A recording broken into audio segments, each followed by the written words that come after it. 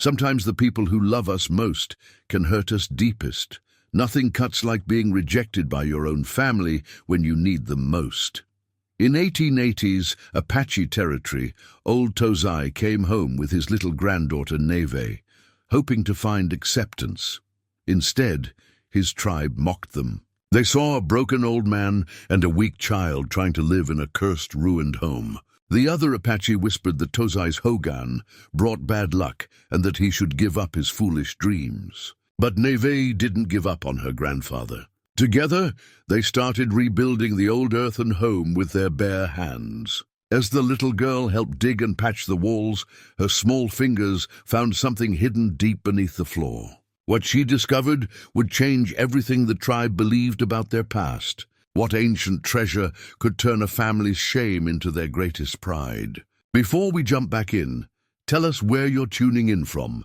And if this story touches you, make sure you're subscribed, because tomorrow I've saved something extra special for you. The desert wind carried memories across the red sandstone mesas of Apache territory, where time seemed to move slower than the shadows of ancient junipers. Tozai had been gone for 7 years, long enough for his weathered face to become unfamiliar to most, long enough for the tribe to forget the quiet strength that once made him a respected hunter. His silver hair caught the morning light as he guided his granddaughter through the settlement, past the suspicious stares and whispered conversations that followed their every step. Nehvé walked close to her grandfather's side, her small hand clutching the worn leather strap of his medicine pouch. The 6-year-old had her mother's gentle eyes, but her father's lighter skin, a reminder to everyone of the mixing of worlds that many Apache still viewed with distrust. Her mother had died giving birth, and her white father had abandoned them both before she could walk. For 7 years, Tozai had raised her in the borderlands between Apache territory and the growing settlements of white ranchers, teaching her both languages, both ways of seeing the world. The Hogan that awaited them sat like a wound on the landscape. Its earthen walls cracked and partially collapsed from years of neglect. Once it had been home to Tozai's beloved wife, Ayana, whose laughter had filled its curved spaces with warmth. She had died while Tozai was away, working as a scout for the cavalry to earn money for medicine that never came in time. Now the structure looked abandoned and forlorn, its doorway facing east toward the rising sun as tradition demanded, but its interior dark with sorrow and disuse.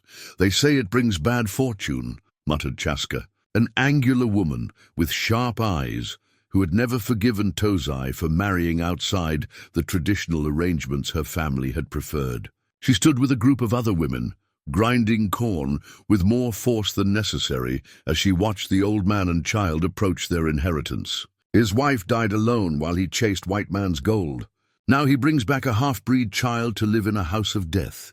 Tozai heard the words, but kept walking, his moccasined feet silent on the hard-packed earth. He had learned long ago that dignity came not from responding to every slight, but from staying true to one's path, even when others questioned the direction. Beside him, Nehvé looked up with questioning eyes, sensing the tension even if she couldn't understand all the Apache words being spoken around them. The settlement itself had changed in his absence. More families had moved closer to the agency buildings, where government rations were distributed and where the Indian agent held court over disputes and decisions. The traditional seasonal movements had been curtailed, forcing the Apache to adapt to a more settled existence that felt foreign to many of the older generation. Children who should have been learning to track and hunt were instead learning English letters and Christian prayers from the missionary's wife. As they reached the Hogan, Tozai set down the few possessions they carried, blankets, a cooking pot, some basic tools, and the sacred items in his medicine pouch that connected him to practices older than memory. The structure was smaller than Nehvé had imagined from her grandfather's stories, its domed shape rising only to the height of a tall man at its center. The entrance was partially blocked by debris and tumbleweeds that had blown in during the years of abandonment. "Will we really live here, grandfather?" Nehvé asked in the mixture of Apache and English that had become natural to her during their years of wandering. "We will make it live again," Tozai replied, his voice carrying the quiet confidence that had sustained them through their long journey home. He knelt beside her, placing one weathered hand on her shoulder. Your grandmother built this with her own hands, following the old ways her mother taught her. The earth remembers, even when people forget. From across the settlement, they could hear the sounds of daily life, children playing, women calling to each other, the distant lowing of cattle and horses. But around their Hogan, an invisible circle of silence seemed to exist, as if the other Apache were giving them space not out of respect, but out of something closer to wariness. Nehvé, an elderly woman whose husband had once hunted with Tozai, approached with careful steps. Her face was deeply lined by sun and sorrow, but her eyes held kindness. In her hands, she carried a small bundle wrapped in deer hide. You should not have come back, she said quietly, glancing around to make sure others couldn't hear. There is talk. Some say you bring bad spirits with you. The child, she hesitated, looking down at Nehvé with an expression caught between pity and concern.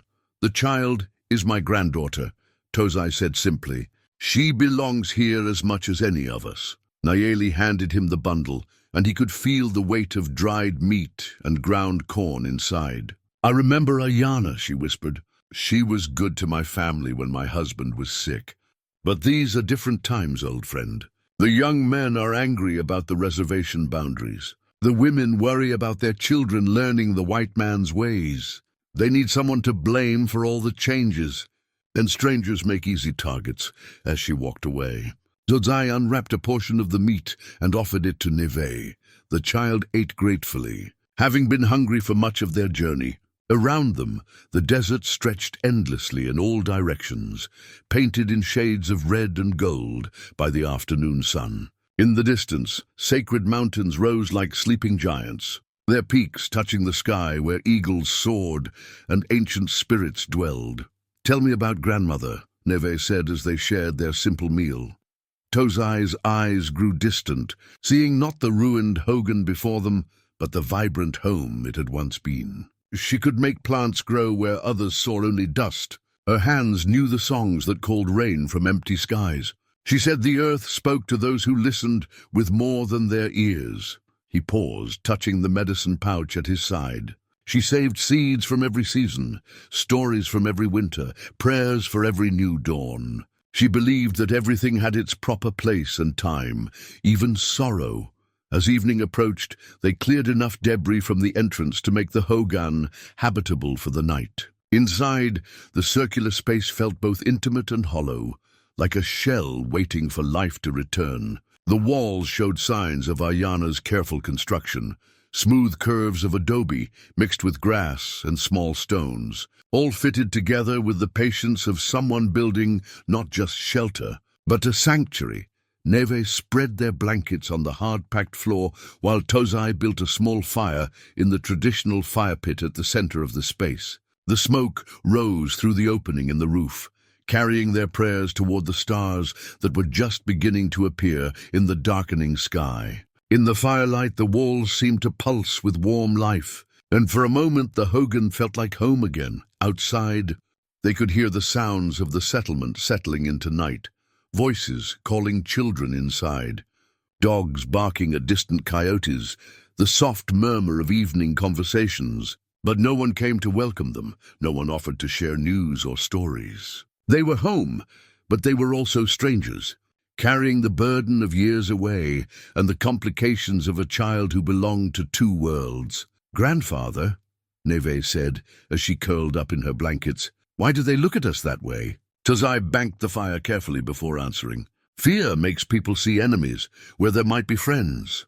Change makes them hold tighter to what they know. But holding too tight can break the very things we're trying to protect. He settled down beside her, his old bones grateful for rest after the long day. Your grandmother used to say that the strongest plants are the ones that bend with the wind instead of fighting it. We will show them we can bend without breaking.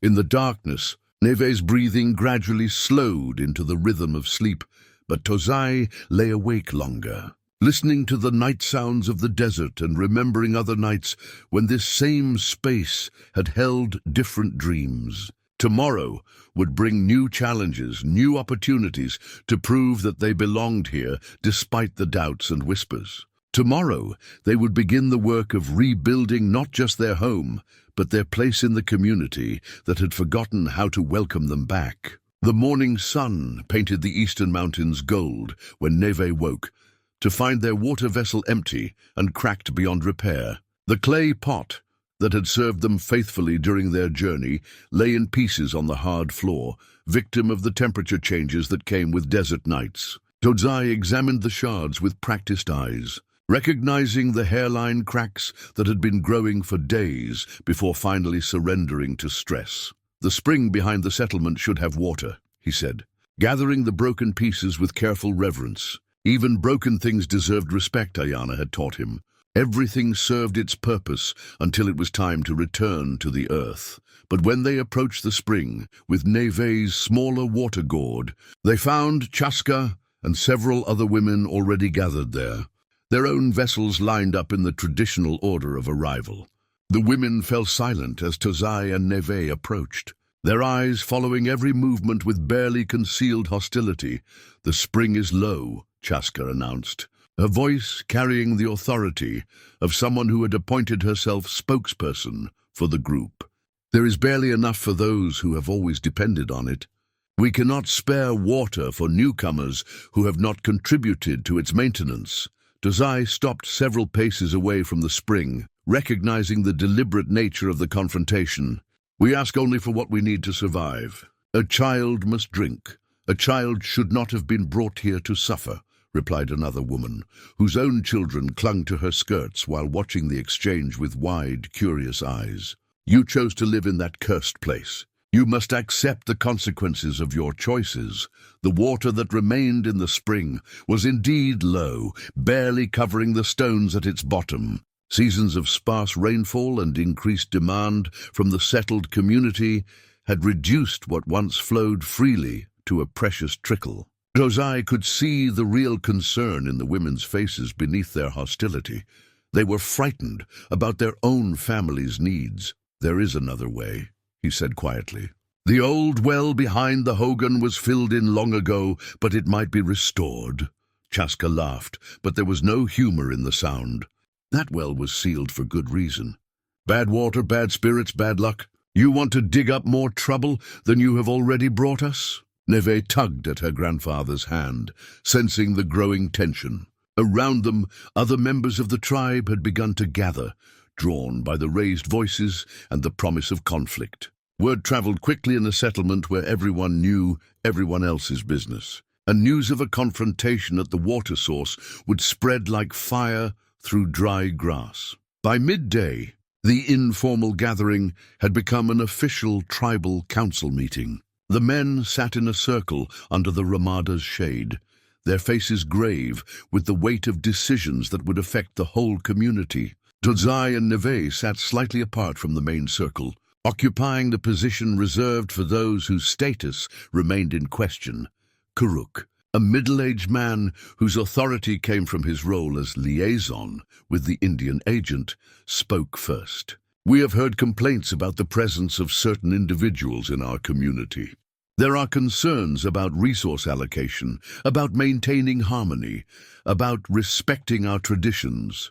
The formal language could not disguise the personal nature of the attack. Tozai remained silent, knowing that defending himself too eagerly would only fuel the accusations. Beside him, Nehvé sat with the unnaturally perfect posture of a child trying to become invisible. "This man abandoned his wife to chase white man's gold," declared Mahpe, a younger warrior whose own mixed feelings about the changing world found outlet in anger toward those who seemed to embody compromise. "Now he returns with a half-blood child and expects us to welcome him as if nothing has changed. His wife died alone while he was away," added Chaska, her voice carrying across the circle with devastating precision. "The Hogan, where they now live, is marked by that tragedy. To allow them to remain is to invite similar misfortune on all our families. One by one, the speakers rose to voice their concerns. Some focused on practical matters, water rights, resource distribution, the precedent of allowing outsiders to claim abandoned properties. Others spoke of spiritual dangers, of disrupting the balance between the living and the dead, of the risks that came with accepting children who might not truly understand Apache ways. Through it all, Tozai sat in dignified silence, his weathered hands resting calmly in his lap. He had expected this confrontation, had prepared himself for it during the long journey home. What cut deeper than the accusations was seeing Nehvé absorb every word, her young mind trying to make sense of why adults would speak so harshly about her very existence. When the formal speeches ended, Kurok turned to Tozai with the courtesy demanded by tradition, even in the midst of rejection. "You have heard the concerns of the community. What response do you offer?" Tozai rose slowly, his movements deliberate and respectful. "I hear the words of my people, and I understand the fears behind them. These are difficult times for all of us. The old ways and the new ways pull us in different directions, and uncertainty makes us cautious about change." He paused, looking around the circle at faces he had known since childhood. "I do not ask for what I have not earned. I ask only for the chance to earn it." "Pretty words," scoffed Mape, "but what will you contribute? You are old, the child is weak, and your Hogan is falling down.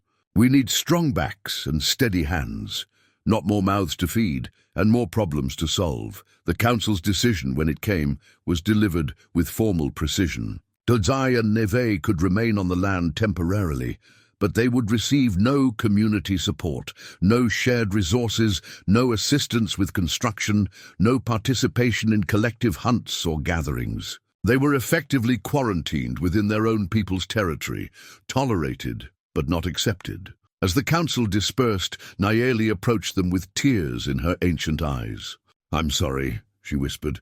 "Fear makes people cruel sometimes. They are not bad people, just frightened people." That evening, as Tozai and Nehvé shared a meager meal of the dried meat Nayeli had given them, they heard voices and footsteps approaching their Hogan. Through the entrance, they could see shadows moving in the firelight. Several young men, emboldened by the day's official rejection, had come to make their message even clearer. The sound of breaking pottery announced their intentions before any words were spoken. The few possessions Tozai and Nehvé had arranged outside their Hogan, a grinding stone, some woven baskets, tools for construction, were systematically destroyed or scattered. The message was unmistakable: "You are not welcome here." Nehvé pressed closer to her grandfather, her small body trembling with fear and confusion. "Why are they doing this to us?" she whispered. Tozai wrapped his arms around her, shielding her from the sight of their belongings being destroyed. "Sometimes when people are afraid, they try to make others afraid too. They think if they can push their fear onto someone else, they won't have to carry it anymore. But we haven't done anything wrong. No, little one. We haven't, and we won't let their fear become ours." When the young men finally left, satisfied with their destruction, Tozai and Nehvé emerged to survey the damage. Most of their practical possessions were ruined, but the medicine pouch and its sacred contents remained safe. In the morning, they would need to start over with almost nothing. "Tomorrow we begin rebuilding the Hogan," Tozai announced, his voice steady despite the devastation around them. "Not because they want us to leave, but because we choose to stay. Your grandmother built this home with her own hands when she was not much older than you are now. If we rebuild it together, it will be twice as strong." Nehvé looked up at her grandfather with eyes that held both sadness and determination. "Will you teach me how? I will teach you everything I know, and perhaps in teaching you, I will remember things I had forgotten." As they gathered the salvageable pieces of their scattered belongings, neither of them noticed that the hard-packed earth floor of the Hogan showed unusual resistance to their footsteps in certain places, as if something beneath the surface was pushing back against the weight above. The broken water vessel had been their first loss, but it would also prove to be the beginning of their most important discovery. The dawn after the destruction came quietly, with no fanfare to mark the beginning of their real work. Tozai woke before sunrise, as was his habit, and spent the first hour of daylight examining the Hogan structure with the methodical attention of someone planning a campaign. Nehvé stirred in her blankets as the light grew stronger, watching her grandfather trace patterns in the air above the curved walls, as if reading invisible blueprints written in memory. "Your grandmother started with the foundation," he said, without turning around, somehow knowing she was awake. She said a house built on weak ground would never stand strong, no matter how beautiful the walls might be. We must understand what lies beneath before we can build what rises above. They began by clearing debris from inside the Hogan, working slowly and carefully to preserve anything that might be salvaged. The earthen floor was harder than normal soil, packed solid by years of foot traffic and the natural settling that came with time. As Nehvé swept dust and small stones toward the entrance, her broom caught on something protruding slightly from the ground near the eastern wall. "Grandfather." "There's something here," she called, kneeling to brush dirt away from what appeared to be a smooth, dark object partially embedded in the floor. Tozai joined her, his experienced eyes examining the find with growing interest. It was a stone tool, clearly shaped by human hands, a scraping implement of the type used for preparing hides or smoothing surfaces. But the workmanship was finer than what he remembered from his own youth, and the stone itself was not local to this immediate area. "This is old," he murmured, turning the tool over in his weathered hands. "Older than your grandmother's time, older than mine. Someone lived here before us, before this Hogan was built." The discovery transformed their cleaning work into something closer to archaeology. Each section of floor received careful attention as they searched for more signs of earlier occupation. Nehvé proved to have a natural talent for the delicate work, her small fingers able to detect subtle variations in texture and density that might indicate buried objects. As they worked, Tozai began sharing memories of Ayana that he had kept locked away during their years of wandering. She learned construction from her mother, who learned from her mother before that. The women in her family were known for building homes that lasted, that could withstand the strongest storms and the harshest winters. But she also learned things that were not passed down to everyone. Old songs, old ways of asking the earth's permission before disturbing it. "Did she sing when she built this house?" Nehvé asked, pausing in her careful excavation of another small area where the floor seemed different from the rest. "Every day." She said the songs helped her remember the proper proportions, the right mixture of earth and grass and small stones. But more than that, she believed the songs told the house what kind of family would live inside, what kind of love would fill its spaces. The afternoon brought unwelcome visitors in the form of tribal children who had been dared by their friends to approach the cursed Hogan. They stood at a safe distance, calling out questions and challenges in the mixture of bravado and genuine curiosity that marked childhood everywhere. "Is it true your house is haunted?" shouted one boy, his voice cracking with nervous excitement. "My mother says you brought bad spirits with you," added a girl who was clearly repeating words she had heard at home. Nehvé looked up from her work, unsure how to respond to peers who seemed both fascinated and frightened by her presence. Tozai set down his tools and walked calmly toward the group, his movements slow and non-threatening. "Would you like to see what we're doing?" he asked, his tone genuinely welcoming. "We're learning about the people who lived here long before any of us were born." The children's curiosity overcame their fear enough to venture closer, though they remained ready to run at the first sign of supernatural danger. When Tozai showed them the stone tool and explained how old it might be, several of them forgot their parents' warnings entirely and peppered him with questions about ancient times and buried treasures. "Can we help dig?" asked the youngest, a girl about Nehvé's age whose enthusiasm had overcome her caution. "Digging is dangerous work," Tozai replied seriously. "It requires patience and respect for what might be found. But if your parents give permission, and if you can work quietly and carefully, there might be small ways you could help." The children scattered to seek permission they knew would not be granted. But their brief visit had shown Nehvé that not all of her potential peers were completely closed to friendship. It also demonstrated to watching adults that Tozai and Nehvé were engaged in something more significant than simple housekeeping. That evening, as they prepared their simple meal over a fire built with wood they had scavenged from the desert, Nehvé appeared at their entrance with a bundle wrapped in soft deerskin. Inside were dried vegetables, corn cakes, and a small pot of honey, luxuries they had not tasted in weeks. The children came home full of questions about stone tools and ancient people, she said with a slight smile.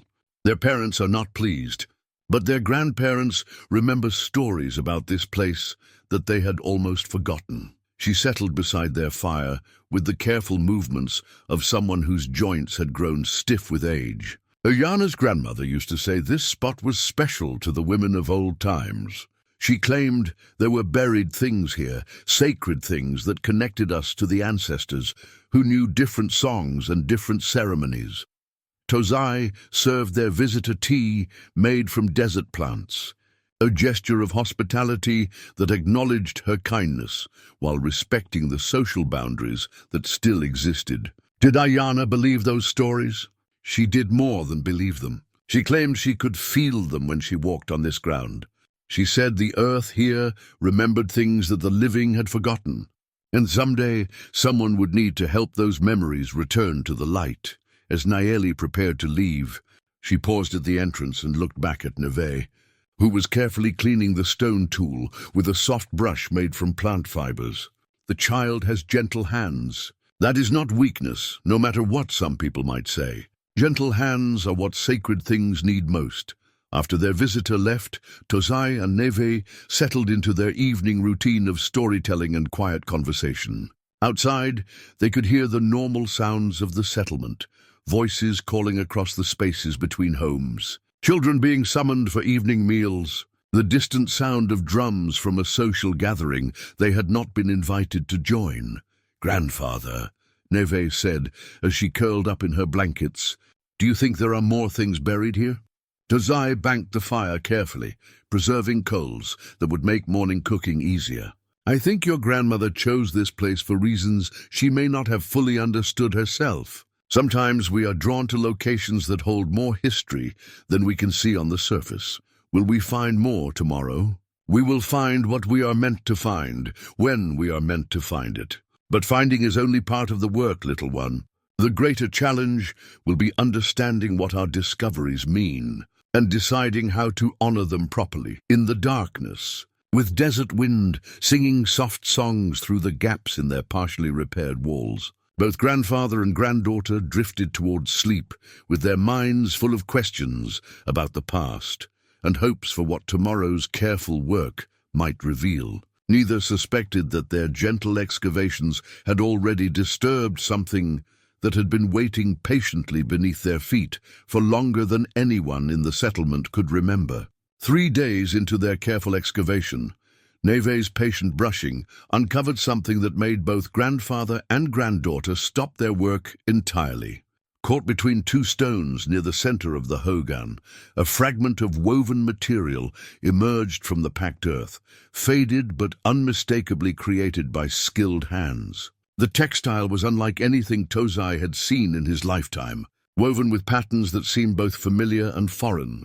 As if remembered from half-forgotten dreams, he lifted the fragment with the reverence reserved for sacred objects, feeling the ghost of its original texture beneath his fingertips. "This is women's work," he said quietly, "but not from any time I know. The patterns are old, older than the grandmothers of grandmothers. The discovery sparked memories that had been buried as deeply as the textile itself." Tozai could suddenly hear Ayana's voice, sharing stories her own grandmother had whispered, tales of women who had carried special knowledge, who had been keepers of ceremonies that connected the tribe to powers older than the mountains themselves.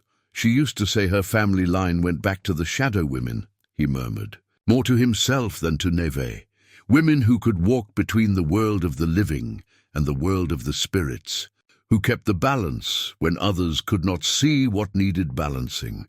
as word of their discoveries began to spread through informal networks of gossip and curiosity. The official hostility toward their presence began to intensify. Kuruk arrived at the Hogan the following morning with several other tribal leaders. Their faces set in expressions of official concern. "We have heard disturbing reports," Kuruk announced without the courtesy of traditional greetings. "You are digging up the past without permission, disturbing things that should remain buried." The tribal council did not authorize archaeological excavations on this land. Tozai emerged from the Hogan, carrying the stone tool and textile fragment, both wrapped in soft cloth. "We are not archaeologists. We are a grandfather and granddaughter trying to repair our home. What we have found by accident, while trying to understand why our floor will not accept proper repairs. Accidents or not, these activities must stop," declared Chaska, who had accompanied the official delegation despite having no formal authority. "Already the children are asking questions their parents cannot answer. Already there is talk of spirits being awakened, of old troubles being stirred up again. But even as the tribal leaders demanded an end to the excavation, Tozai could see curiosity in their eyes. The stone tool was clearly ancient, and the textile fragment suggested a level of craftsmanship that spoke to cultural sophistication. These were not random artifacts, but evidence of deliberate settlement, of people who had lived and worked and created beauty in this exact location. "What will you do with these things you have found?" asked Mape, his earlier hostility tempered by genuine interest, despite his efforts to maintain official disapproval. "We will treat them with respect," Tozai replied.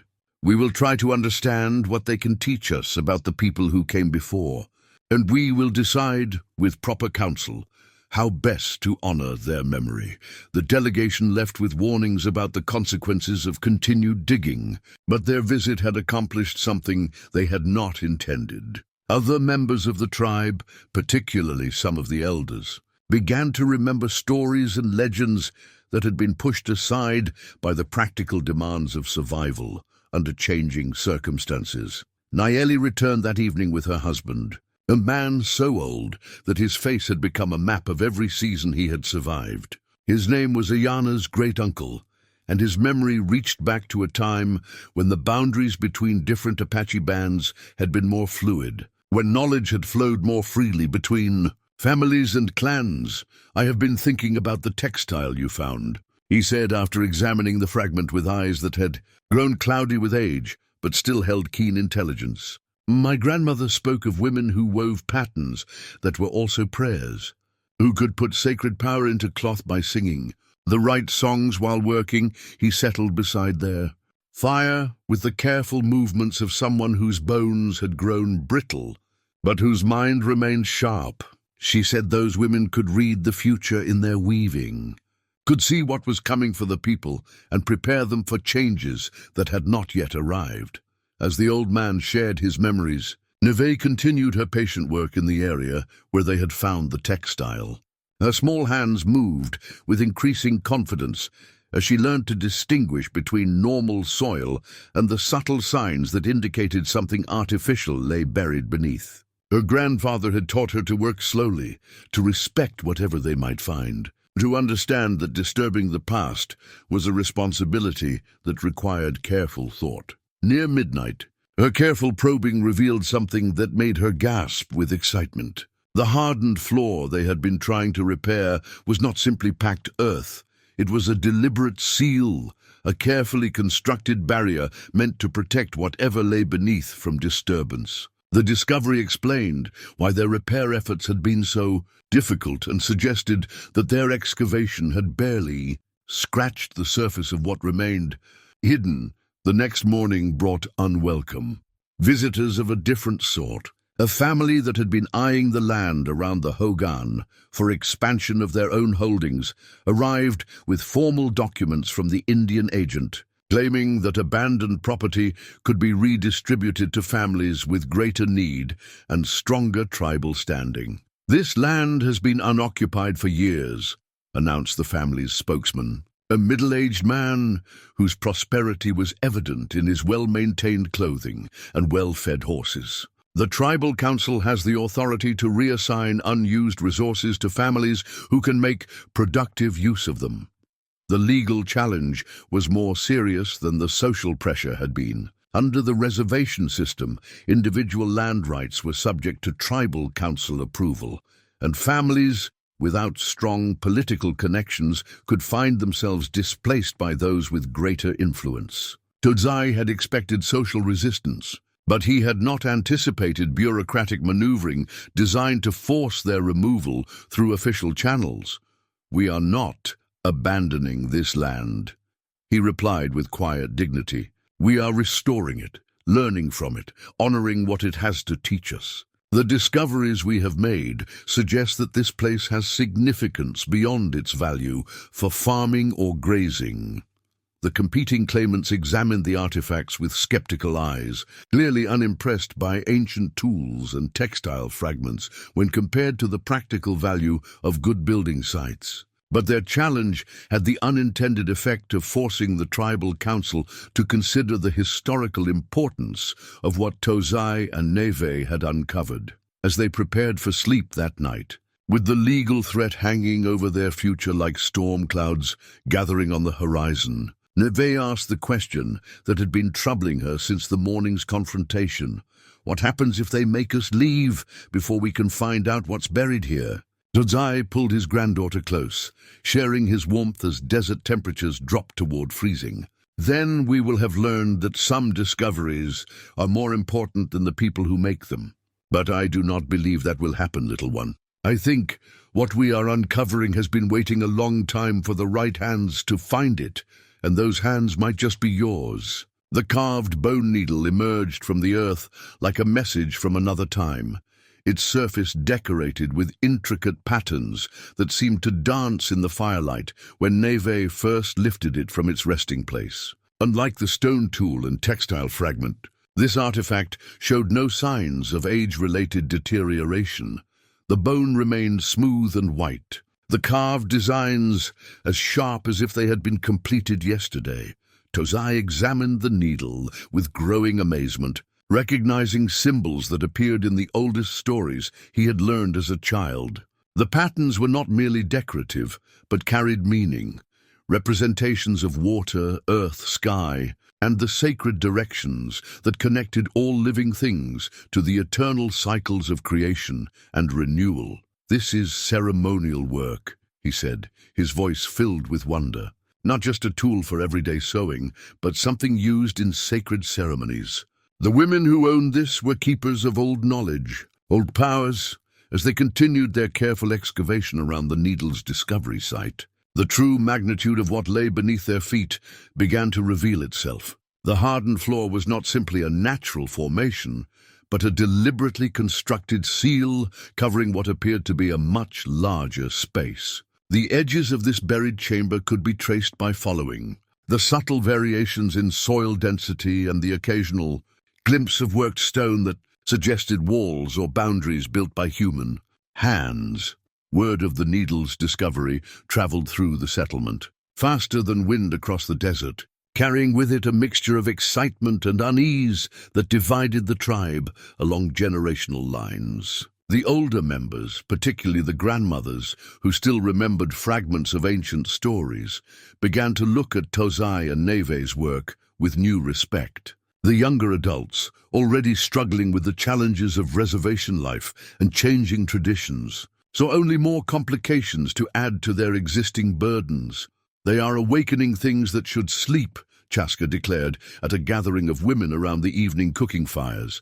"We have enough troubles without digging up more from the past. The white authorities ask enough questions about our customs without us providing them with evidence of old practices they might not understand." But other voices began to speak with different perspectives. Ayala, a middle-aged woman whose own grandmother had been known for unusual spiritual sensitivity, approached Tozai and Nehvé during their morning work with questions that showed genuine curiosity rather than hostility. "My grandmother used to speak of women who could sew power into cloth," she said, examining the carved needle with careful attention. She said they used special tools, blessed tools that had been passed down through family lines for generations beyond counting. Could this be one of those tools? The question opened conversations that had been dormant for years, as tribal members began remembering stories and traditions that had been pushed aside by the practical demands of survival. Some recalled legends of women who had served as bridges between the human world and the spirit world, who had maintained ceremonies that kept the tribe in harmony with forces larger than themselves. Nehvé found herself at the center of these discussions, despite her young age. As tribal elders began to notice her unusual sensitivity to the artifacts they were discovering, she could detect subtle variations in soil composition that even her grandfather sometimes missed, and her gentle touch seemed to reveal hidden objects that more aggressive excavation might have damaged or overlooked. "The child has a gift," observed Nehvé during one of her regular visits to check on their progress. "She works with the earth instead of against it. That is not something that can be taught. It must come from within." The political situation became more complex as different factions within the tribe began to form around the question of what to do about the discoveries. Some members wanted the excavation stopped immediately, fearing that ancient artifacts might bring unwanted attention from government authorities or missionaries who were already suspicious of traditional Apache practices. Others argued that the discoveries represented an opportunity to reclaim and preserve knowledge that had been nearly lost. The competing claim on their land remained active, creating pressure that intensified as the significance of their discoveries became more apparent. The family, seeking to displace them, began arguing that such important artifacts should be excavated by tribal authorities rather than by individuals, while simultaneously suggesting that the entire site should be declared off-limits to prevent further disturbance of ancient remains. Through all the political maneuvering and social pressure, Tozai maintained his steady focus on the work itself, teaching Nehvé not just the technical skills of careful excavation, but the spiritual principles that should guide anyone who chose to disturb the resting places of the ancestors. "Every object we find was placed here by someone who had hopes and fears just like ours," he explained as they worked together in the growing heat of midday. "They buried these things for reasons we may never fully understand. But we can honor their intentions by treating their possessions with the same respect we would want for our own." The discovery of additional carved items, small pieces of worked bone and stone that appeared to be parts of a larger ceremonial set, convinced even some of the skeptics that they were dealing with something far more significant than random artifacts left by casual occupation.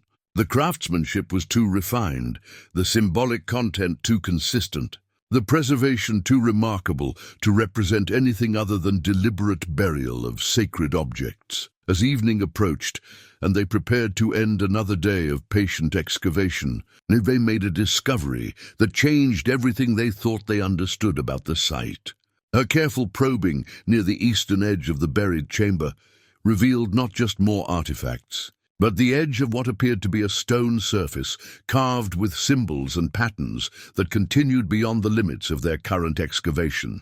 "Grandfather," she called, her voice tight with excitement and something approaching awe. "I think we've found the edge of something much bigger than we thought." Tozai knelt beside his granddaughter, his weathered hands tracing the carved stone surface that her gentle work had revealed. The symbols were similar to those on the needle and other artifacts, but larger and more elaborate, suggesting that this buried chamber had served not just as storage, but as a place where sacred ceremonies had been conducted.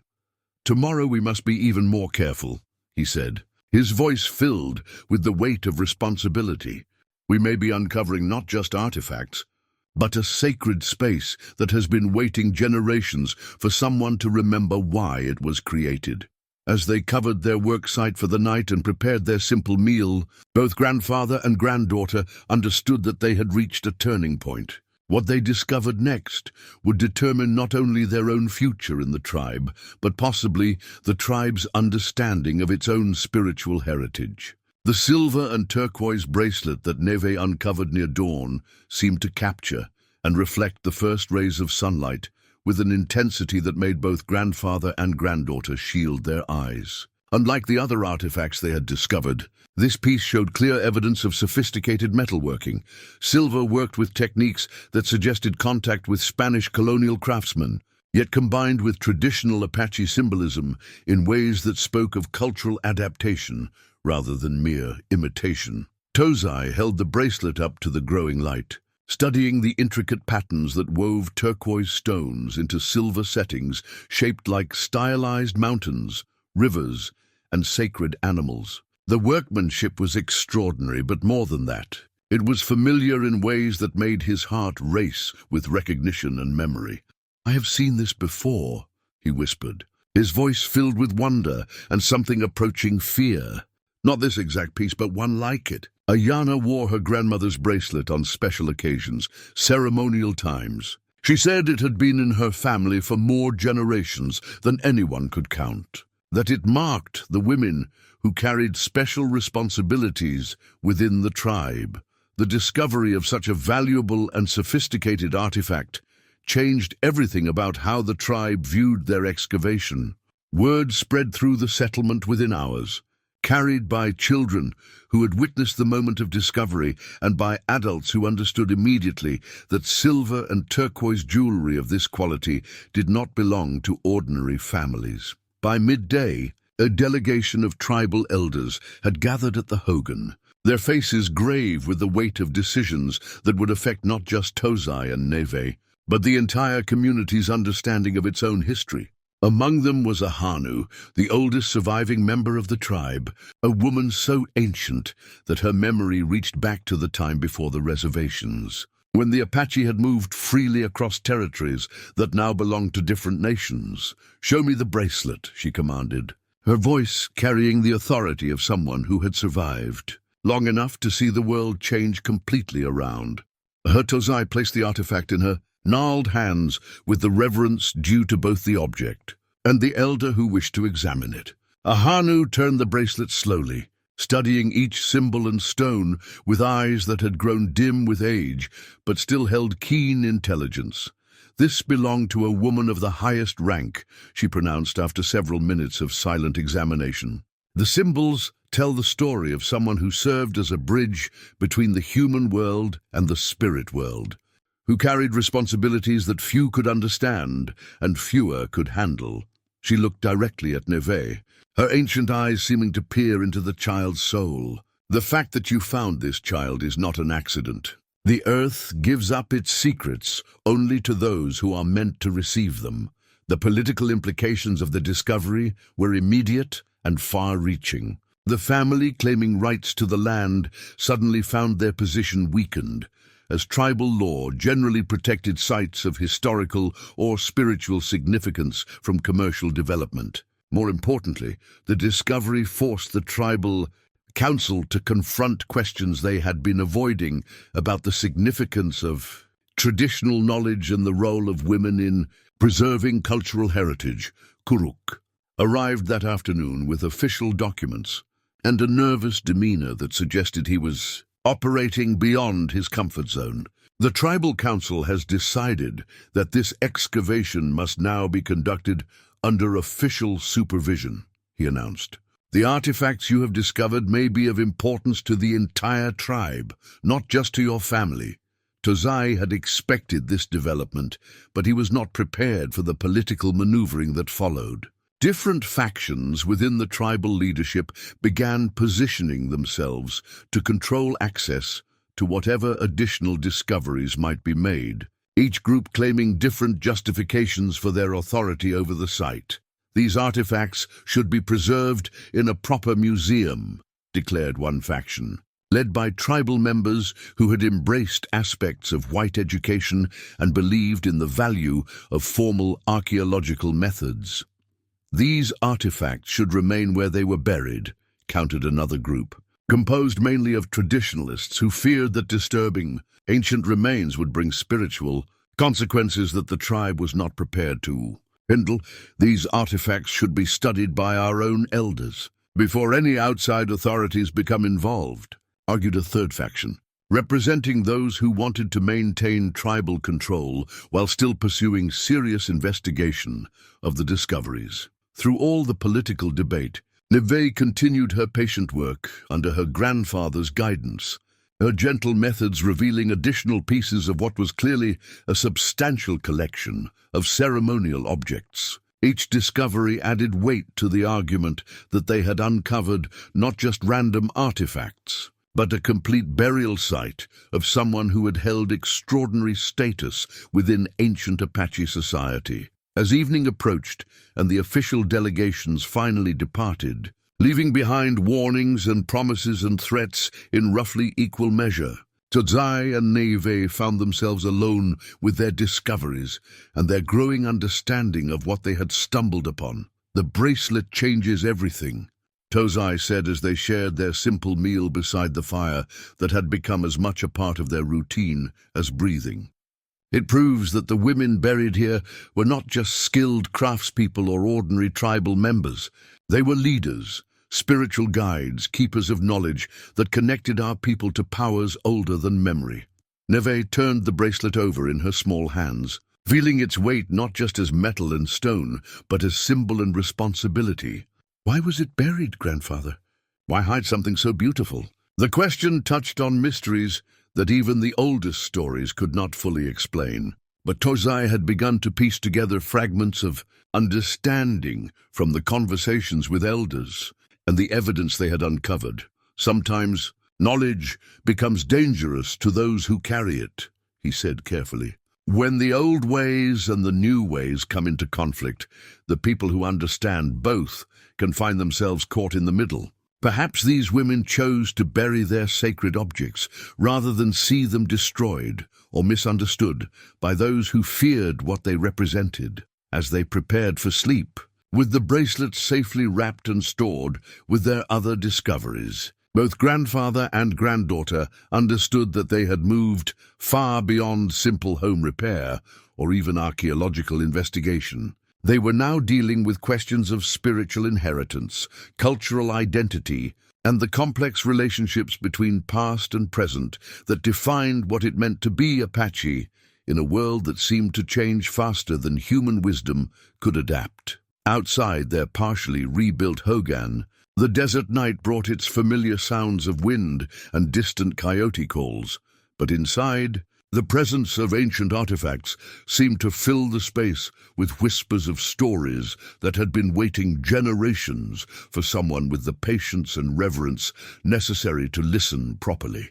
The genealogy stone emerged from the buried chamber like a key to a door that Tozai had not even realized existed. Carved from black basalt and covered with symbols that traced family lineages through generations of Apache history, the tablet revealed connections that reframed everything. He thought he understood about his granddaughter's heritage and his own family's place within the tribe, Nehvé's. Small fingers traced the carved lines with instinctive understanding, following patterns that connected her not just to recent ancestors, but to a matrilineal line that stretched back to the earliest Apache settlements in the region. The stone told the story of women who had served as spiritual leaders, as keepers of ceremonies that maintained the balance between the human world and the sacred powers that governed rain, harvest, healing, and the passage between life and death. "This cannot be," Tozai whispered, as the full meaning of the carved genealogy became clear. Ayana never spoke of such connections. Her family was respected, but not. He stopped speaking as memory and revelation converged in his understanding. Ayana had indeed spoken of these things, but so carefully, so indirectly, that he had not grasped the true meaning of her words. Her stories about grandmother who could call rain and great-grandmother who knew the songs that healed the spirit. These had not been metaphors or fond exaggerations, but literal descriptions of women who had wielded spiritual authority within the tribe.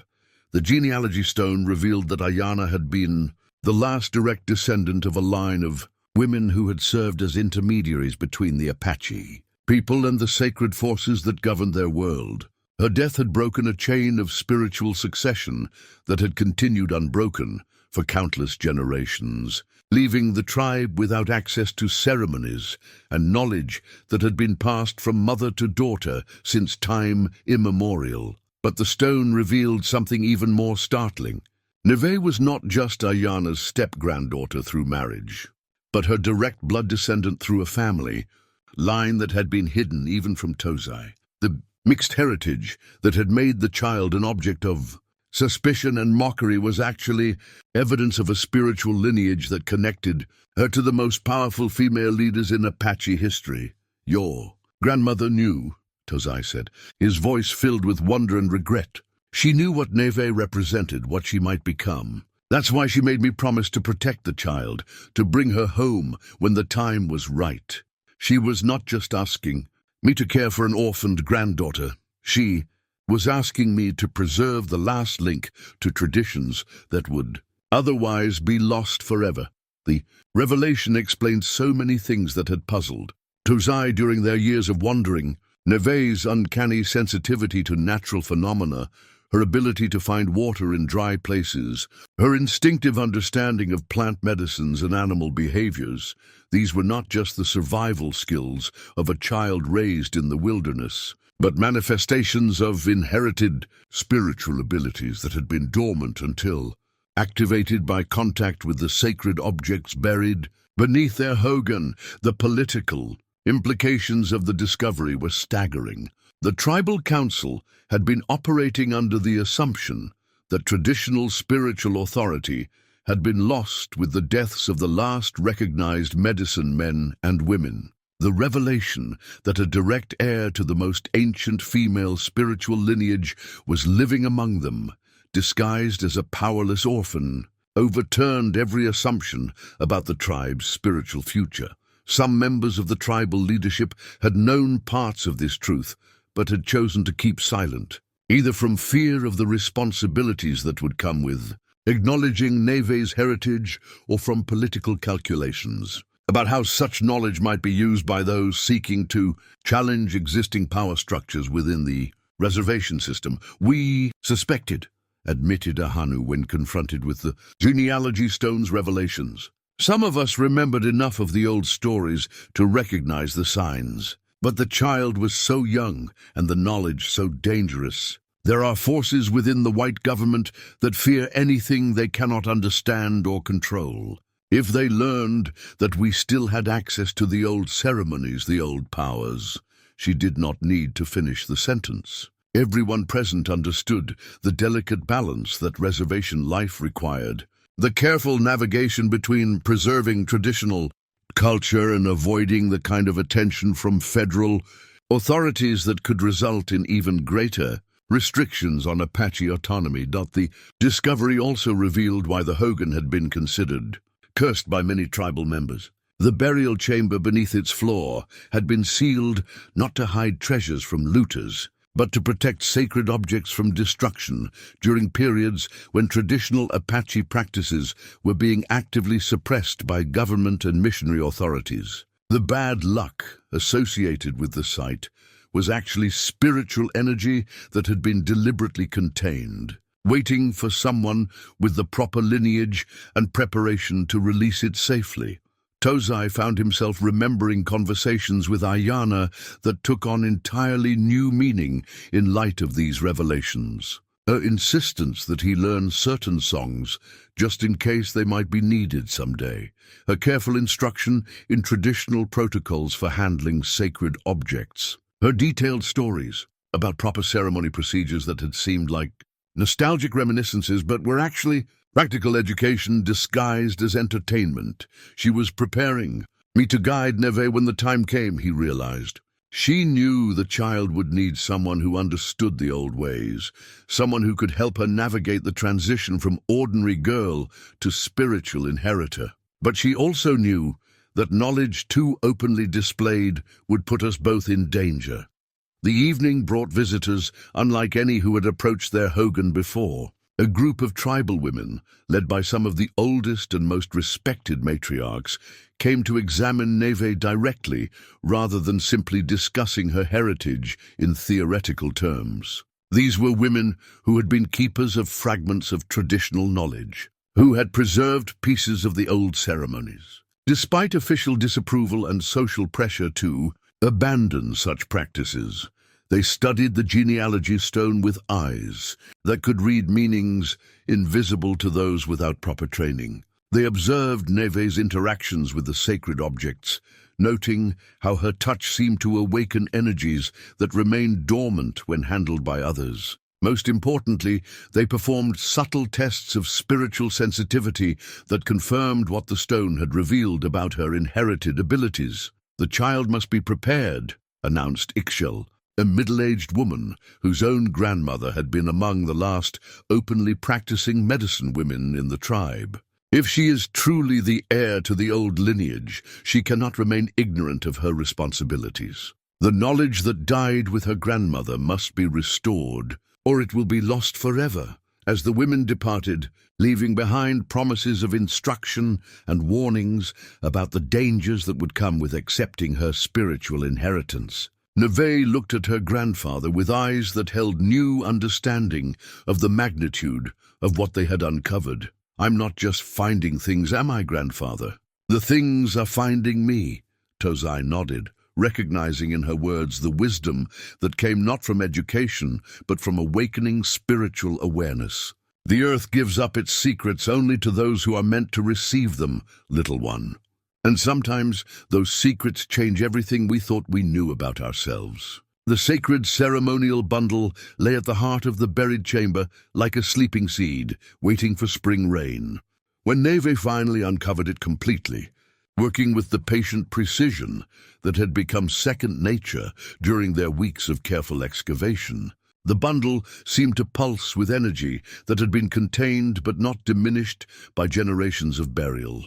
Wrapped in layers of specially prepared deerskin and cedar bark, the bundle contained everything necessary for conducting the most sacred of Apache women's ceremonies, the coming-of-age ritual that marked a girl's transition from childhood to spiritual adulthood, and more importantly, the inheritance ceremony that would formally transfer spiritual authority from one generation to the next. Tozai unwrapped the bundle with hands that trembled slightly, recognizing objects that Ayana had described in stories he had thought were merely nostalgic remembrances of old customs. Here was the eagle feather fan, used to direct spiritual energy during sacred songs. Here were the specially blessed paints made from sacred earths and plant dyes. Here were the carved wooden implements used to mark the passage of spiritual power from elder to successor. "This is why she brought me home," Nehvé said quietly, her voice carrying a maturity that seemed impossible in someone so young. "Grandmother knew I would need these things, knew that someday I would have to choose whether to accept what they represent." The discovery of the complete ceremonial bundle forced the tribal council into emergency session, as different factions within the leadership struggled to determine how to respond to the undeniable evidence that traditional spiritual authority had not died out, but had simply been hidden. Waiting for the proper circumstances to re-emerge, the traditionalists, led by elders who had preserved fragments of old knowledge despite decades of pressure to abandon such practices, argued that Nehvé must be allowed to undergo the inheritance ceremony as soon as she was properly prepared. The authority represented by the ceremonial bundle was too important to remain unused, they insisted, especially in times when the tribe faced so many challenges to its cultural identity and spiritual cohesion. The ancestors buried these sacred objects to preserve them, not to hide them forever, declared Ixchel during a heated council meeting. They were waiting for someone with the proper lineage to reclaim them. "The child has proven herself worthy by finding what was hidden and by showing the spiritual sensitivity necessary to handle such powerful items safely." But opposition forces within the tribe, particularly those who feared that open practice of traditional ceremonies would invite unwanted attention from federal authorities, argued that the risks of formal recognition were too great. The reservation system depended on careful negotiation between Apache autonomy and government oversight. They pointed out, and anything that might be interpreted as resistance to Christian conversion or American cultural assimilation could result in severe consequences. For the entire community, we have worked too hard to maintain what freedoms we have, argued Kuruk, speaking for those who prioritized political pragmatism over spiritual tradition. If the authorities discover that we are conducting ceremonies they have forbidden, if they learn that we still maintain spiritual practices they consider primitive or dangerous, they might decide that we are not ready for the autonomy we have been promised. The debate extended beyond the official council meetings into every conversation and gathering within the settlement. Families found themselves divided between those who saw Nehvé's inheritance as an opportunity to reclaim lost spiritual authority and those who viewed it as a threat to the delicate balance that reservation life required. Through all the political maneuvering and ideological debate, Nehvé continued her education under the guidance of the tribal women who had appointed themselves her instructors. Ixchel and several other matriarchs began teaching her the songs, stories, and ritual procedures that had been passed down through oral tradition, filling in gaps in her knowledge that the ceremonial objects alone could not provide. The bundle contains the tools, Ixchel explained during one of their evening instruction sessions, but the knowledge of how to use them properly must still come from living teachers. Your grandmother knew this when she arranged for these objects to be preserved. She was counting on the survival of enough traditional wisdom to guide you when the time came to reclaim your inheritance. The instruction was intensive and sometimes overwhelming for a child who had grown up on the margins of both Apache and white society.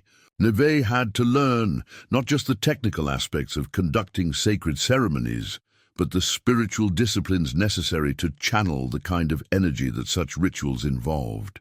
She practiced meditation techniques that helped her focus her inherited sensitivity, learned to recognize the subtle signs that indicated when spiritual forces were present and active. As her training progressed, Nehvé began to understand why her heritage had been hidden for so long. The spiritual authority represented by the ceremonial bundle was not simply symbolic or cultural. It involved real abilities to influence natural phenomena, to facilitate healing that went beyond physical medicine, to serve as a conduit between the human community and spiritual forces that governed everything from weather patterns to the health of the tribal herds. Power like this makes people nervous, Tozai observed as they sat beside their fire one evening, watching Nehvé practice the intricate hand movements that accompanied certain sacred songs. Those who don't understand it fear it. Those who do understand it fear the responsibility that comes with wielding it properly. The external pressures on their situation intensified as word of the ceremonial bundle's discovery spread beyond the immediate Apache community. Government authorities began asking questions about the archaeological activities taking place on reservation land. Missionaries expressed concern about what they saw as backsliding toward pagan practices. Even some neighboring tribes sent representatives to investigate whether the Apache were reviving spiritual traditions that other groups had been forced to abandon. We are walking a narrow path between many dangers, Ahanu warned during one of her visits to check on Nehvé's progress. If we move too quickly, we invite outside interference that could destroy not just this opportunity, but our entire community's autonomy. If we move too slowly, we risk losing the chance to restore knowledge that may never come again. The decision point approached like a summer storm gathering on the horizon, inevitable, potentially destructive, but also possibly renewing if navigated properly. The tribal council would have to vote on whether to officially recognize Nehvé's spiritual inheritance and authorize the ceremony that would formally transfer ancient authority to her keeping. The ceremony itself would require careful preparation and the participation of the entire community. as traditional Apache coming-of-age rituals were not private affairs, but public celebrations that affirmed the bonds between individual achievement and collective identity. But conducting such a ceremony would also be an open declaration that the tribe was choosing spiritual tradition over political safety, ancient wisdom over modern pragmatism. As the debate reached its crescendo, external threats materialized that made the internal divisions seem less important than community survival. Territorial disputes with neighboring ranches escalated into conflicts that threatened the physical safety of Apache families. Government authorities began investigating whether reservation land was being used for purposes other than those specified in official agreements. The delicate balance between Apache autonomy and federal oversight that had taken decades to establish seemed to be dissolving under pressure from multiple directions. Perhaps the ancestors knew this time would come. Tozai said, as he and Nehvé prepared for what might be their final evening in the Hogan they had worked so hard to restore. Perhaps they buried these sacred objects not just to preserve them, but to ensure they would be available when the tribe needed spiritual guidance to navigate the greatest challenges. Outside their partially rebuilt home, the desert night carried the sound of voices raised in heated discussion, of meetings that would determine not just Nehvé's future, but the spiritual direction of the entire Apache community. Tomorrow would bring decisions that could not be undone, choices that would echo through generations yet to come. Are you ready, little one? Tozai asked as his granddaughter settled into her blankets, surrounded by the sacred objects that had chosen her as their new guardian. I'm ready to try, grandfather.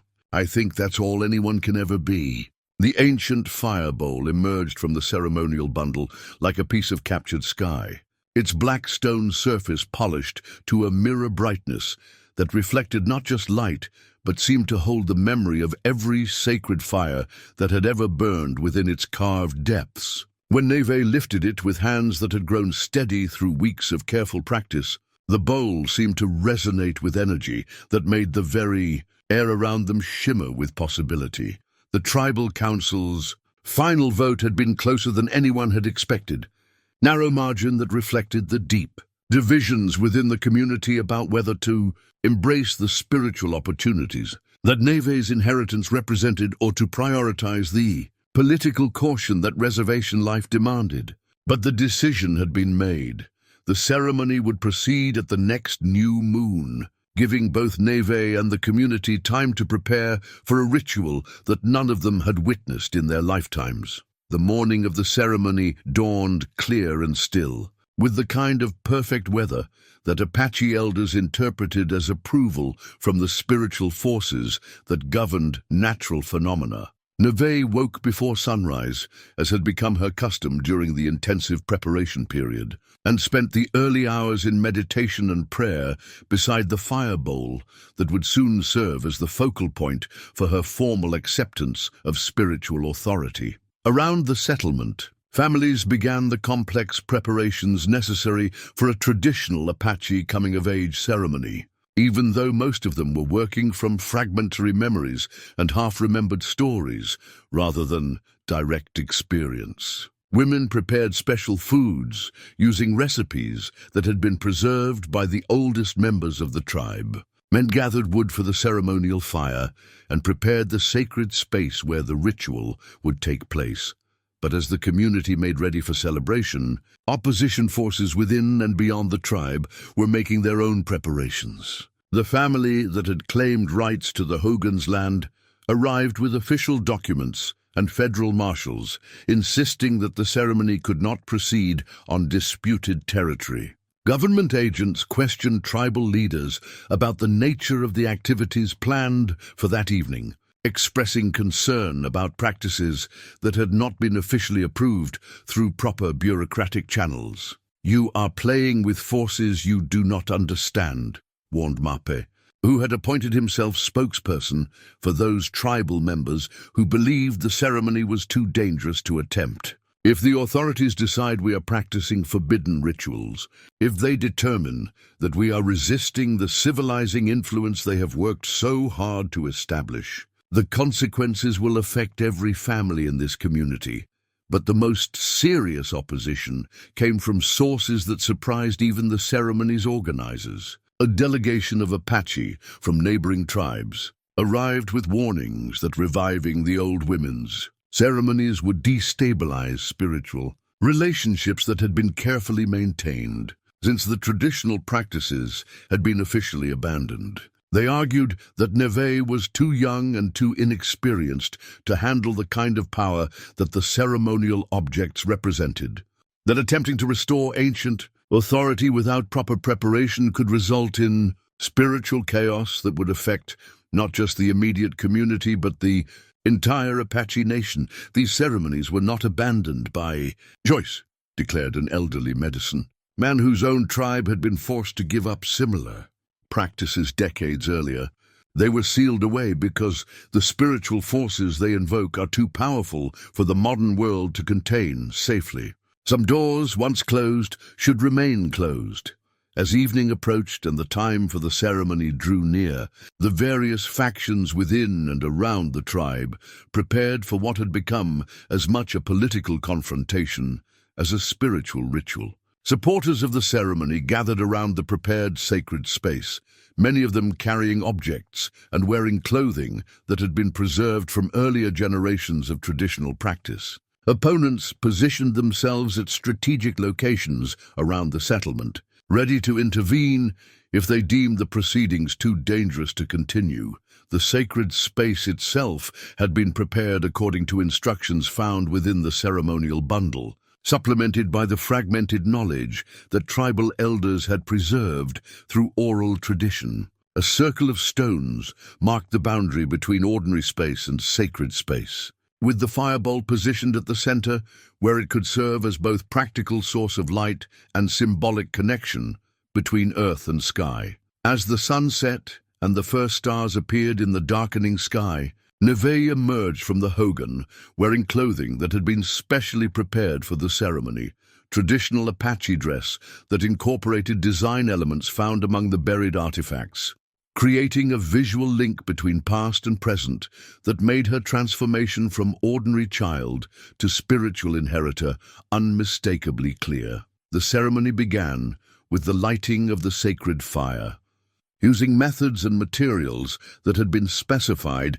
in the instructions preserved within the ceremonial bundle. When Nehvé touched the prepared kindling with fire that had been blessed according to ancient protocols, the flames that rose from the fireball seemed to burn with unusual intensity and color, as if the spiritual energy that had been dormant for generations was finally finding expression again. The first songs were tentative, as community members attempted to remember melodies and words that had been passed down through whispered transmission rather than open practice. But as the ceremony progressed and confidence grew, the voices became stronger and more harmonious, creating a soundscape that seemed to awaken echoes from the sacred landscape itself. Nehvé stood at the center of the ceremony, her small figure made luminous by firelight and spiritual energy, demonstrating with increasing confidence that her weeks of intensive training had prepared her for this moment. When she began the specific ritual movements that marked the formal acceptance of spiritual authority, her gestures carried a precision and power that convinced even some of the skeptics that they were witnessing something extraordinary. But as the ceremony reached its crucial midpoint, the opposition forces that had been gathering throughout the day made their move. Federal marshals stepped forward with official orders to halt the proceedings, claiming authority over reservation activities that had not received proper governmental approval.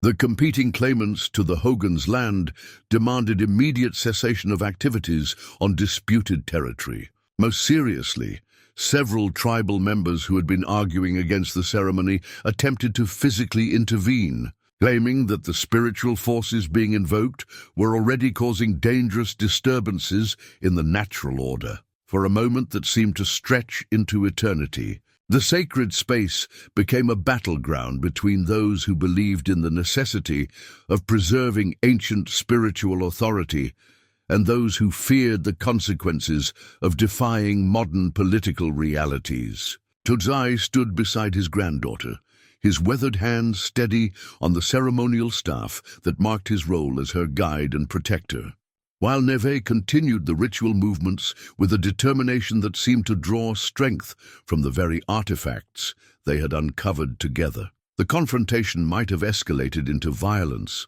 but at the moment of greatest tension, something occurred that silenced all arguments and dissolved all opposition.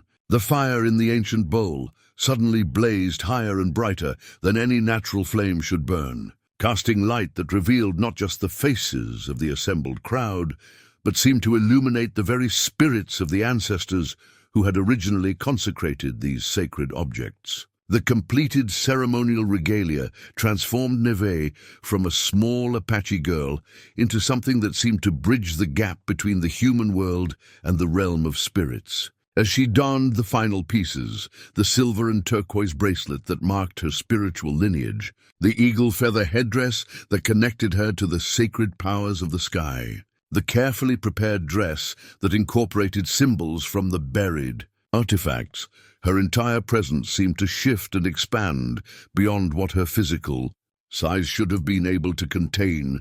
The sacred fire that had blazed so dramatically during the confrontation with the opposition forces continued to burn with unusual intensity, casting light that revealed not just the faces of the assembled crowd, but seemed to illuminate the very landscape itself. Mountains that should have been invisible in the darkness appeared outlined against the star-filled sky, as if the ceremony were awakening connections between the human community and the natural forces that governed their world. "I accept the responsibility that has been offered to me," Nehvé declared, her young voice carrying with surprising authority across the silent gathering.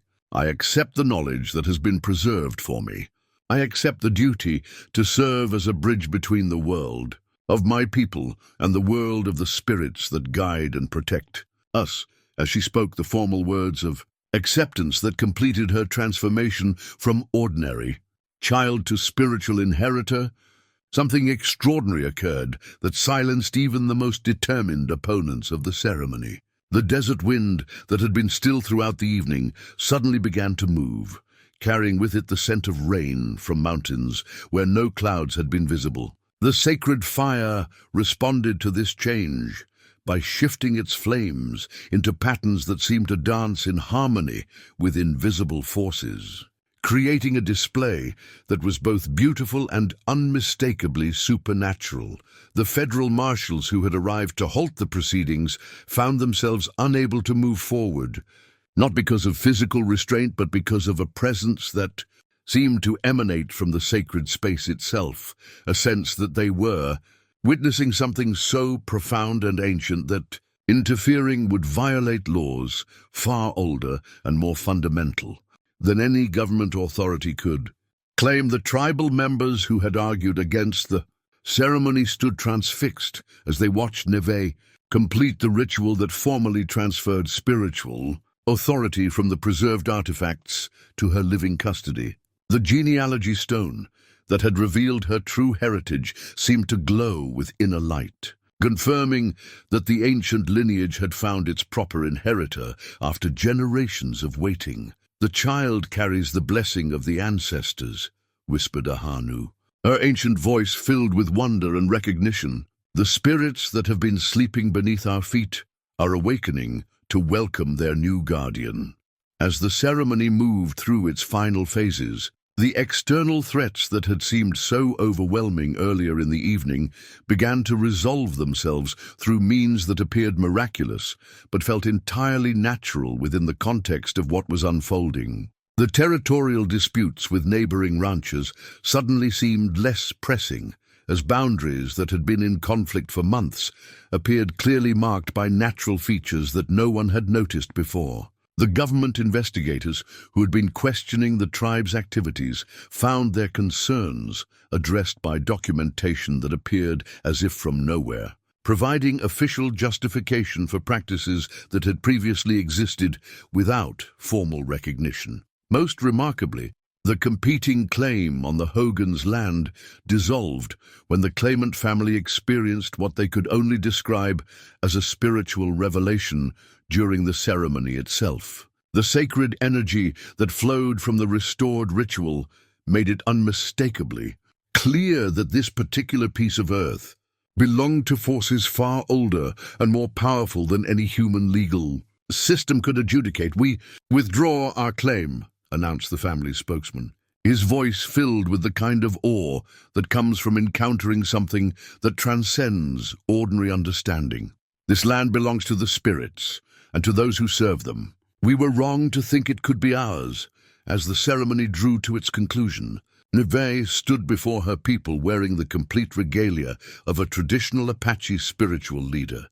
But more than that, she carried herself with the authority that came from having successfully bridged the gap between ancient tradition and modern necessity. The opposition that had seemed so formidable only hours earlier had dissolved. In the face of spiritual forces that rendered political and legal concerns insignificant by comparison, the sacred fire that had burned with such supernatural intensity throughout the evening gradually settled into normal flames. But the energy that had been awakened by the ceremony continued to flow through the assembled community. Families that had been divided by the controversy found themselves reconciled by shared witness to something that transcended their earlier disagreements. Tribal members who had feared the consequences of reviving ancient practices discovered that those practices brought not chaos but a sense of connection and purpose that had been missing from their lives. The federal marshals departed without attempting to halt the ceremony, carrying with them reports that would puzzle their supervisors for years to come. The neighboring tribal delegations who had come to warn against spiritual dangers instead found themselves requesting guidance about how their own communities might safely restore traditional practices that had been abandoned under pressure.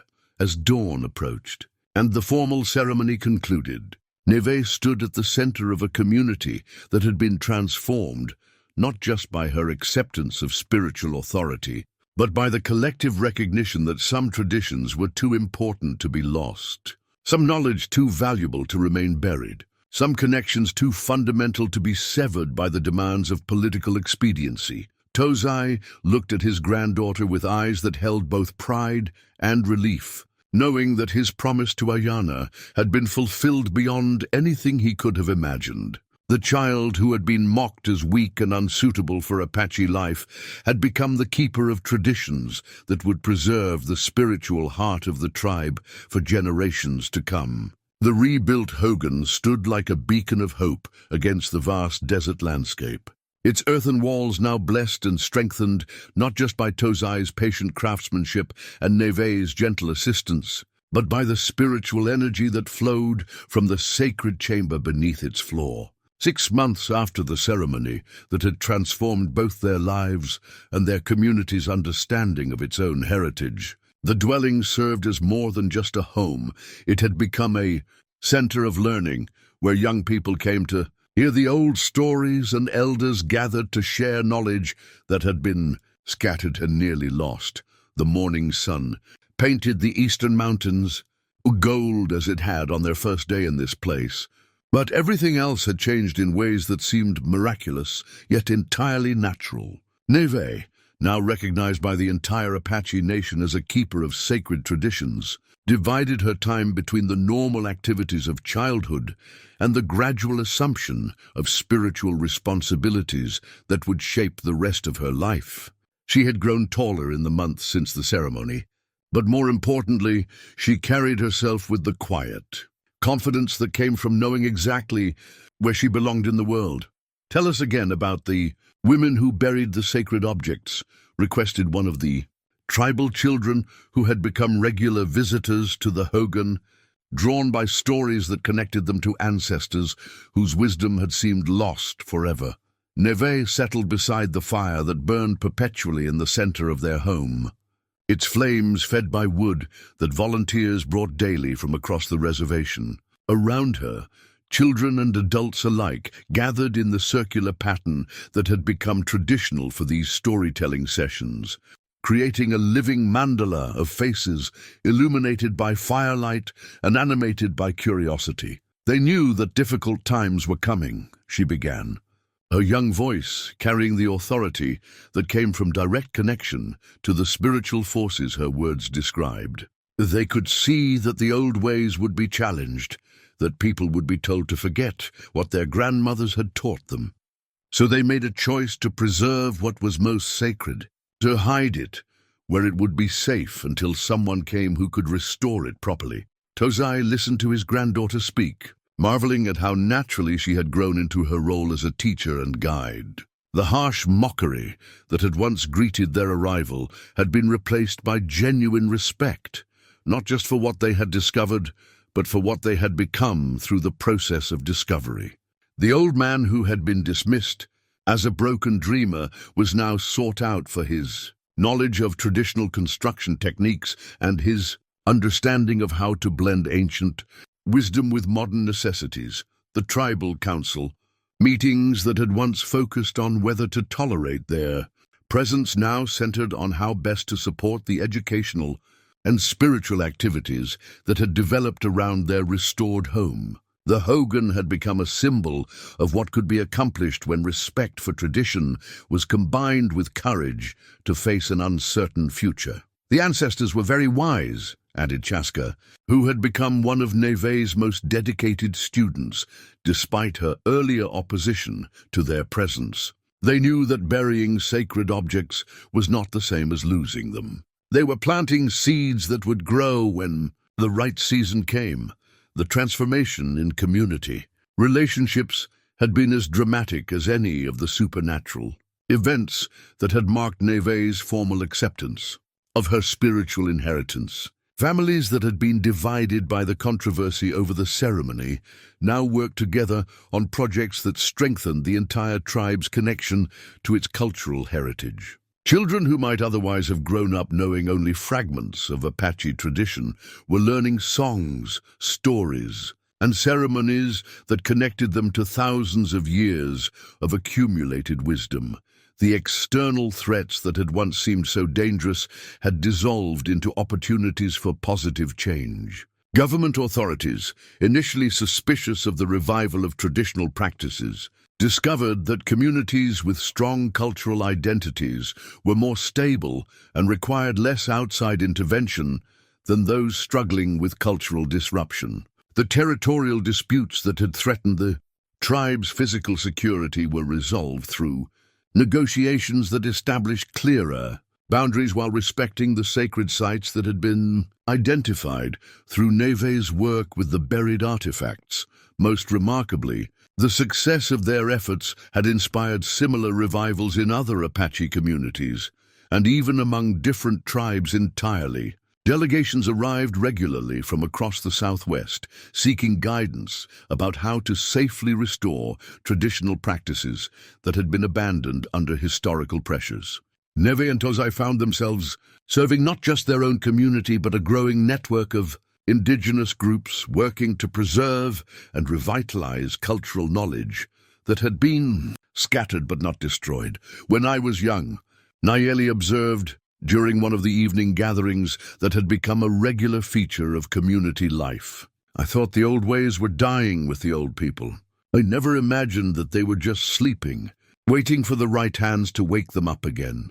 As the storytelling session concluded and visitors prepared to return to their own homes across the settlement, Nehvé and Tozai settled into the peaceful routine that had developed around their daily care of the sacred objects and their ongoing study of the knowledge those objects represented. The genealogy stone rested in a place of honor near the eastern wall, its carved symbols serving as a constant reminder of the lineage that connected them to ancient sources of wisdom and power. The silver and turquoise bracelet that had revealed Nehvé's true heritage now adorned her wrist as a mark of the authority she had inherited. but she wore it with the casualness of someone who understood that real power came not from symbols, but from the willingness to serve something larger than oneself. The ceremonial bundle that had contained the tools of spiritual leadership was carefully maintained but regularly used, as Nehvé gradually learned to conduct the ceremonies that kept her community in harmony with natural and supernatural forces. Do you ever miss the time when we were just grandfather and granddaughter trying to fix a broken house? Tozai asked as they banked the fire for the night, preserving coals that would make tomorrow's lighting easier. Nehvé considered the question seriously, as she had learned to consider all questions that touched on matters of spiritual significance.